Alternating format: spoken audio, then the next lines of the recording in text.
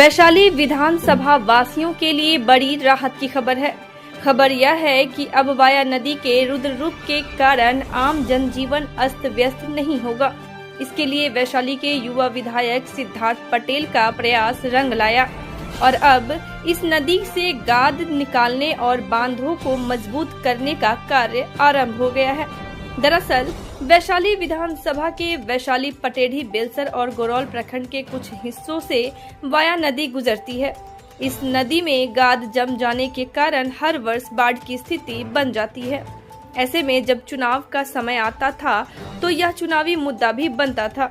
इस क्षेत्र के सिद्धार्थ पटेल जदयू से चुनाव लड़े और उनके सामने भी जनता ने यह होमवर्क रख दिया। उन्होंने लोगों से कहा था कि आप मुझ पर यदि भरोसा जताते हैं और मुझे इस विधानसभा की जिम्मेदारी सौंपते हैं तो मैं इस कार्य को जरूर करूंगा। लोगों ने भरोसा जताया और उन्हें विधानसभा भेजने का काम किया। विधायक बनने के बाद इस कार्य को उन्होंने वरीयता सूची में रखा और मौका मिलते ही प्रगति यात्रा के दौरान मुख्यमंत्री नीतीश कुमार को अपने क्षेत्र में बुलाकर इसका अवलोकन कराया। सीएम ने इस समस्या को देखा और तत्क्षण इस नदी से गाद निकालने और बांधों को मजबूत करने का आदेश दिया। सीएम के आदेश पर अब इस कार्य का विधिवत उद्घाटन वैशाली विधायक सिद्धार्थ पटेल ने नारियल फोड़कर किया।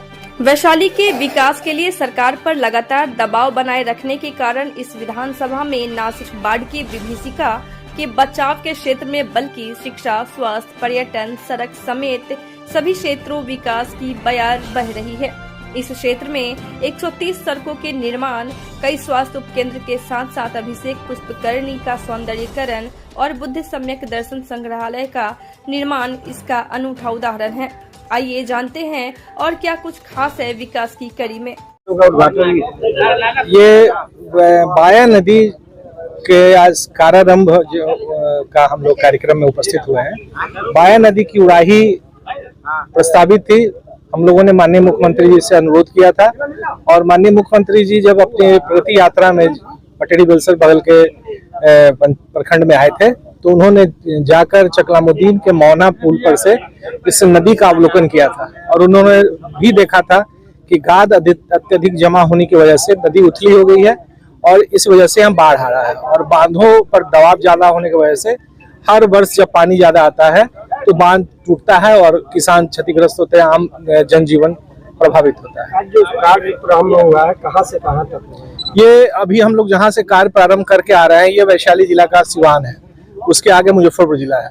तो पूरे वैशाली जिला के साथ साथ जो अभी हमारे इस कार्यपालक अभियंता जल निस्सरण के थे उन्होंने बताया कि पूरे वैशाली जिले में 8 प्रखंड पड़ते हैं।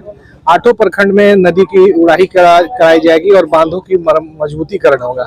इसके साथ साथ समस्तीपुर जिला में भी कुछ किलोमीटर में ये काम होगा। इसका क्या मानदंड है जो उड़ाही होगा? ये लगभग 1 मीटर गहरा किया जाएगा और 10 मीटर चौड़ा इसका पेटी होगा।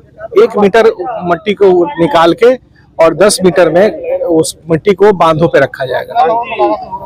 ये लगभग 54 करोड़ के आसपास का है योजना।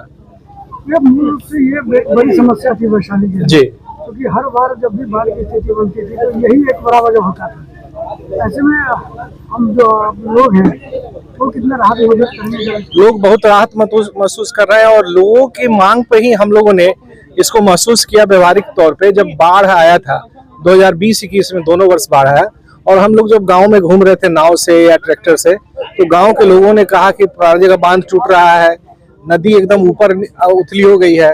तो उसी वक्त हम लोगों ने निश्चय किया था कि बांधों के मजबूती के लिए हम लोग काम करेंगे। तो और भी हम लोग पहले प्रयास किए कि जिस पंचायत में पड़ रहा है वहाँ के मनरेगा से करवाया जाए, लेकिन ये पूर्ण नहीं हो सका।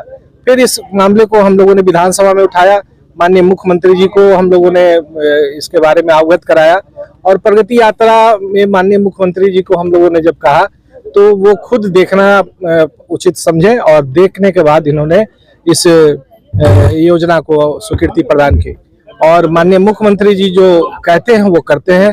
आज ये परिलक्षित हो रहा है। वैशाली प्रखंड से ये कार्य शुरू हुआ है और पूरे वैशाली जिला तक किया जाएगा। असल में प्राथमिकता के आधार पर बात की जाए तो और क्या काम आप है जो आगे करना है?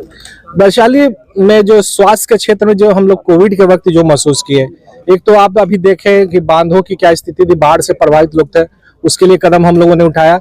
उसके अलावे स्वास्थ्य के क्षेत्र में तीनों प्रखंड जो वैशाली विधानसभा के हैं उसमें सामुदायिक स्वास्थ्य केंद्र के तौर पे तीनों जगह भवन बनाने का काम किया। जहां तक सड़कों की बात है, पूरे वैशाली विधानसभा में लगभग 130 सड़कों का निविदा हो चुका है और 46 सड़कें वैशाली प्रखंड में, उसके बाद 28 सड़कें पटेरी बेलसर में और 42 के साथ 11 और गोरौल प्रखंड में सड़कों का निर्माण हुआ है, जिसका निविदा हो चुका है और तुरंत कार्य शुरू हो गया, ढलाई हो चुका है और वैशाली और गोरौल में कार्य पूर्ण हो गया है और वो अपने वहां पर कार्य हो रहा है अस्पताल में।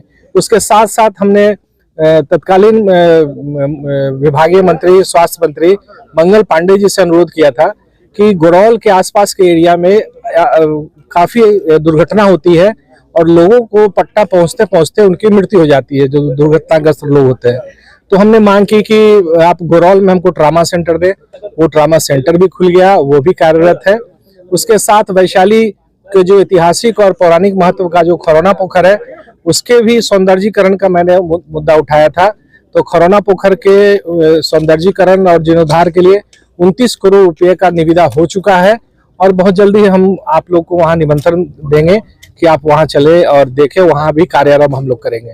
उसके साथ साथ आने वाले 1 महीने के अंदर जो वैशाली में अभिषेक पुष्करणी के बगल में जो 72 एकड़ में बुद्ध सम्यक दर्शन पार्क और संग्रहालय है, वो भी कार्य पूर्ण हो चुका है। 1 आध हफ्ते का काम बचा हुआ था, मैंने 2 दिन पहले जाके वहां अवलोकन किया था। उसका भी उद्घाटन दलाई लामा से हमारे नेता करवाना चाहते हैं और वो भी 1 महीने के अंदर वो उद्घाटन होने वाला है। कई लोग ये कहा करते थे कि कोई बदलाव नहीं होगा, कुछ नहीं होगा, लेकिन कल रात जो एयर स्ट्राइक हुआ, देखिए बिहार में कहा जाता है नीतीश है तो निश्चित है और मोदी है तो मुमकिन है। तो मोदी जी है तो मुमकिन है और जो अभी स्ट्राइक हुआ है, हमारे नेता माननीय प्रधानमंत्री जी हमेशा कहा करते हैं आतंकवाद के खिलाफ उनकी लड़ाई जारी रहेगी और ये लड़ाई जो अभी रात जो हुई है, एयर स्ट्राइक हुआ है, वो आतंकवाद के विरुद्ध ये लड़ाई है। उसमें किसी मुद्दे पर हमारे नेता पीछे हटने वाले नहीं है, आगे भी ये जारी रहेगा।